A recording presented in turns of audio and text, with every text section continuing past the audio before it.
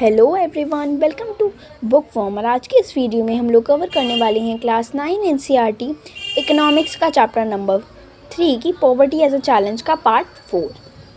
तो इस चैप्टर में एक पार्ट और लगेगा, पार्ट 5, और ये चैप्टर हमारा ख़त्म हो जाएगा क्योंकि अभी ज़्यादा नहीं रह गया है। तो इससे पहले वाले पार्ट्स में हम लोगों ने देखा था कि इंडिया में अलग अलग स्टेट्स में अलग अलग जो लोग हैं कैसे इंटर स्टेट डिस्पैरिटी हो रही है। मतलब अलग ज़रूरी नहीं है, जितना कोई एक स्टेट है, मान लीजिए दिल्ली है और हरियाणा है, हरियाणा और दिल्ली में एक ही पॉवर्टी हो, एक जितनी ही हो, अलग अलग स्टेट्स में अलग अलग पॉवर्टी हो सकती है। हम लोगों ने दो नई टर्म्स के बारे में जाना पार्ट 2 में, जो कि थे वल्नरेबिलिटी और सोशल एक्सक्लूजन। पार्ट 1 में हम लोगों ने रूरल और अर्बन दोनों केसेस देखे थे। तो अब पार्ट 4 में हम लोग डिस्कस करने वाले हैं ग्लोबल पॉवर्टी सिनेरियो। तो मतलब ये पूरी दुनिया में किस तरीके से पॉवर्टी हो रही है, हम उसके बारे में जानेंगे। The proportion of people in different countries living in extreme economic poverty defined by the world bank as living on less than $2.15 per day has fallen from 16.27% in 2000 to 9.05% in 2019। तो जो जैसे हम लोगों ने देखा था कि अगर कोई भी फैमिली जो रूरल एरिया में है, अगर वो 4080 रुपीज़, जिनकी फैमिली में 5 मेंबर्स हैं, अगर वो इससे कम कमा रही हैं तो वो पॉवर्टी लाइन से नीचे हैं। उसी तरीके से जो हमारी पूरी दुनिया का जो स्टैंडर्ड फिक्स है वो है $2.15 पर डे। अगर कोई भी इंसान $2.15 पर डे से नीचे कमा रहा है तो वो पॉवर्टी लाइन से नीचे है, और ये भी बहुत ही ज़्यादा तेज़ी से नीचे ग्राफ जा रहा है। मतलब हमारी जो पूरी दुनिया है इसमें पॉवर्टी कम होती जा रही है। Although there has been a substantial reduction in global poverty, और ग्लोबल पॉवर्टी जो ग्लोबली जो पॉवर्टी है वो भी अब धीरे धीरे कम होती जा रही है। It is marked with great regional differences. Poverty decline substantially in China and Southeast Asian countries as a result of rapid economic growth and massive investment in human resource development। तो जैसे हम लोग एक एग्जांपल ले लेते हैं China का। China में जो पॉवर्टी है वो बहुत रैपिडली गिरी है। क्यों? क्योंकि उन्होंने अपने ह्यूमन रिसोर्स डेवलपमेंट पे बहुत ही ज़्यादा ध्यान दिया है। Number of poors in China has come down from 2.1% in 2014 to 1.2% in 2005 to 0.1% in 2020। तो हम देख सकते हैं कि कितनी ज़्यादा तेज़ी से इनका जो ग्राफ है, जो पॉवर्टी का ग्राफ है, वो कितनी तेज़ी से गिरता जा रहा है। जो पहले इनकी पॉवर्टी 2.1% थी 2014 में, वो 1.2% हो जाती है 2015 में, और फिर 0.1% 2020 में। In the countries of South Asia, India, Pakistan, Sri Lanka, Nepal, Bangladesh, Bhutan, Afghanistan and Maldives, the decline has been rapid, 12.8% in 2017 to 10.9% in 2021। तो जो साउथ ईस्ट कंट्रीज़ हैं जैसे Sri Lanka, India, China, Bhutan, Myanmar, तो ये जितनी भी सारी कंट्रीज़ हैं इनमें भी बहुत ही ज़्यादा डेवलपमेंट हो रहा है। With the decline in the percentage of the poor, the number of poor has been also declined significantly from 233 million in 2017 to 207 million in 2021। तो जो नंबर ऑफ़ पुअर्स है, मतलब अभी तक हम लोग देखते आ रहे थे 19%, 20% इस तरीके से, और अब हम देख रहे हैं नंबर में। जैसे पहले 233 मिलियन पीपल जो थे वो गरीबी में जी रहे थे। 2017 का ये ग्राफ है, और अगर हम लोग 2021 में देखेंगे 2021 में, तो 207 यानी कि 207 मिलियन पीपल ही अब लोग गरीबी में जी रही हैं। तो इससे बहुत ही ज़्यादा डिक्लाइन आ गया है। Because of different poverty line definition, poverty in India is also shown higher than the national estimates. In sub Saharan Africa, poverty in fact decline from 36.6% in 2017 to 35.4% in 2019। तो जो सहारन अफ्रीका है उसमें भी बहुत ही ज़्यादा डेवलपमेंट हो रहा है। In Latin America and Caribbean, the ratio of poverty has increased from 4.4% in 2000 to 4.6% in 2021। और अगर हम इसमें लैटिन अमेरिका और कैरिबियन की बात करें तो यहाँ पर गरीबी जो है वो बढ़ गई है। 4.4% थी पहले 2017 में, और अब 2021 में 4.6% हो चुकी है। Poverty has also resurfaced at 3% in 2000 in some of the former socialist countries like Russia, where officially it was non-existent earlier। Table 3.2 shows the proportion of people living under poverty in different countries as defined by the International Poverty Line, means a population below $2.15 a day।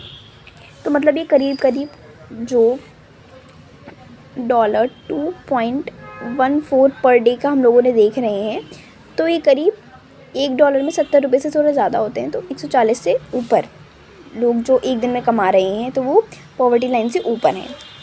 The new substantial development goals of the United Nation UN propose ending poverty of all types by 2030। तो हम लोगों ने उसके बारे में पढ़ा है कई बार।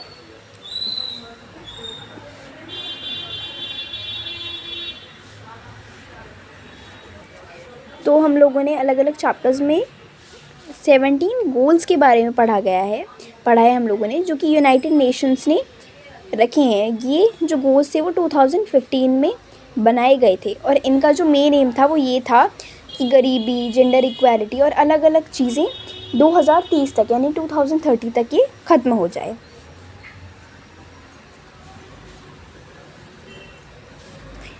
तो ये है ग्राफ 3.3 जिसमें हम लोगों को अलग अलग कंट्रीज़ के बारे में बताया गया है।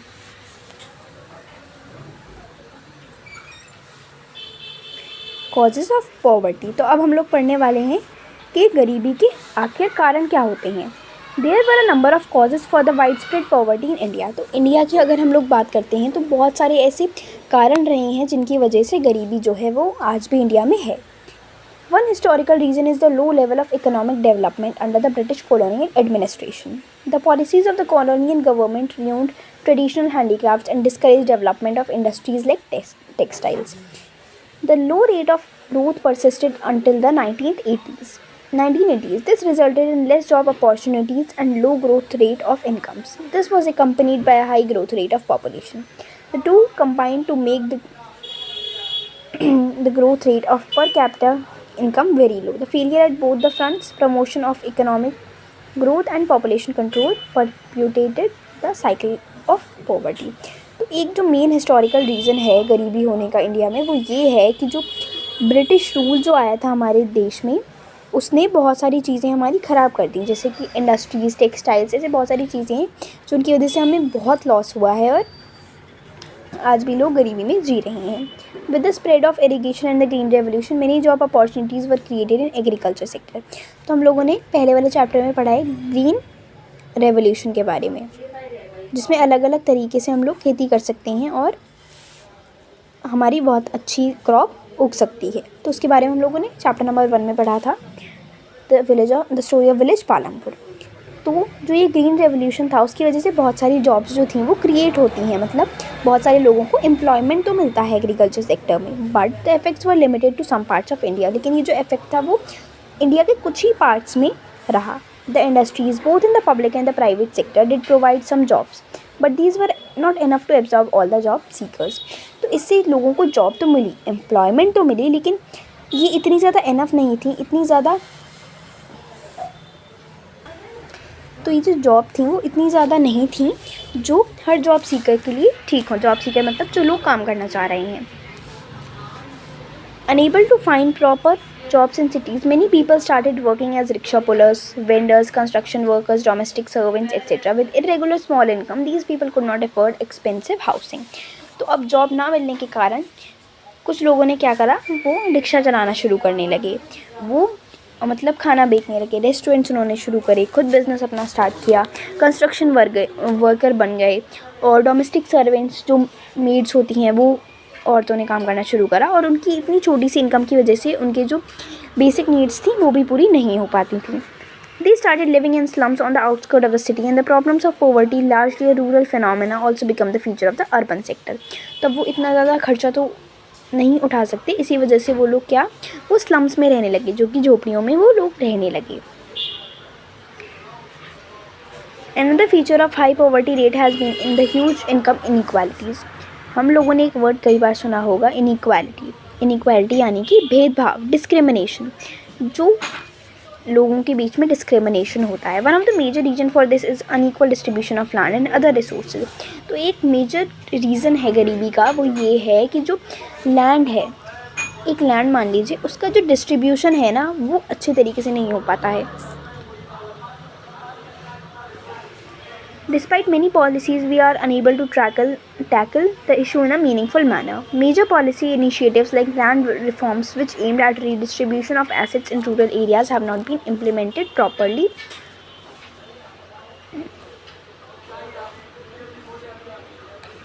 To send their children to school, including the girl child, to school in the hope of getting better economic returns from investing in education. However, the poor may not be able to take direct advantage from opportunities created by economic growth. तो कितनी सारी government जो policies हैं वो हमारे पास आती हैं, लेकिन फिर भी लोग उसका फ़ायदा नहीं उठा पाते हैं। क्यों? और अब एक रीज़न है कि लोग जो हैं, जो गरीब लोग हैं, वो अपने बच्चों को स्कूल नहीं भेज पाते हैं, उनकी इन्वेस्टमेंट नहीं कर पाते हैं वो, और इसी वजह से वो लोग जब पढ़ लिख नहीं पाते तो फिर वो भी ऐसे ही काम करते हैं, मतलब रिक्शा चलाते हैं और construction workers, servants. Moreover, growth in the agriculture sector is much below expectation. तो जितना एक्सपेक्टेशन थी हमारी एग्रीकल्चर सेक्टर में ग्रोथ होने की, वो भी इतनी ज़्यादा नहीं हो पाई। This has a direct bearing on poverty as a large number of poor people living in villages and dependent on agriculture. लेकिन आज भी कई सारे लोग जो गाँव में रहते हैं वो अब भी एग्रीकल्चर पर ही डिपेंड हैं। In these circumstances, there is a clear need for targeted anti-poverty programs. तो हमारी गवर्नमेंट ने कई सारे एंटी पॉवर्टी प्रोग्राम्स जो हैं वो चलाए, जिससे कि गरीबी जो है वो कम हो सके। Although there are so many schemes which are formulated to affect poverty directly or indirectly. Some of them words are Mahatma Gandhi National Rural Employment Guarantee Act 2005 aims to produce 100 days of wages employment to every household to ensure livelihood security in rural areas. तो कई सारे ऐसे government schemes जो हैं वो launch की गई हैं, एंटी पॉवर्टी प्रोग्राम्स लॉन्च किए गए हैं, जिससे लोगों की गरीबी थोड़ी कम हो सके। और ऐसे कुछ एंटी पॉवर्टी प्रोग्राम्स हैं Mahatma Gandhi national rural employment guarantee act 2005, जो कि पूरे साल में 100 दिन की एम्प्लॉयमेंट को इंश्योर करता है रूरल एरिया में रहने वाले लोगों की। It also aimed at sustainable development to address the cause of drought, deforestation and soil erosion. 1/3 of the propose jobs have been reserve for women. और इनमें जो 1/3 जो जॉब हैं वो औरतों के लिए भी बचाई गई हैं। The scheme provided employment to 220 crore person days of employment to 4.78 crore households. The share of SC/ST women person days in the scheme are 23%, 17% and 53% respectively. The average wage has increased from 65 in 2006 to 132 in 2014. तो इसके भी हम लोगों को बहुत सारे फ़ायदे देखने को मिल जाते हैं। Recently in March 2018, the wage rate for unskilled manual worker has been revised. State-wise, the range of wage rate for different states and union territories lies in between rupees 281 to per day for the workers in Haryana to 168 for workers for Bihar and Jharkhand. तो ये जो unskilled labour है, जिनके पास कोई skill नहीं होती, ये सिर्फ और सिर्फ मैनुअल काम कर सकते हैं, उनके लिए भी जो इनकी जो वेज है वो भी बढ़ाई गई है, रिवाइज़ की जाती है एक फ़िक्स पीरियड के टाइम पर। तो इससे आगे का चैप्टर हम लोग अगले वीडियो में कवर करेंगे। ये तो थोड़ा सा ही रह गया है। तो तब तक के लिए thank you and bye bye.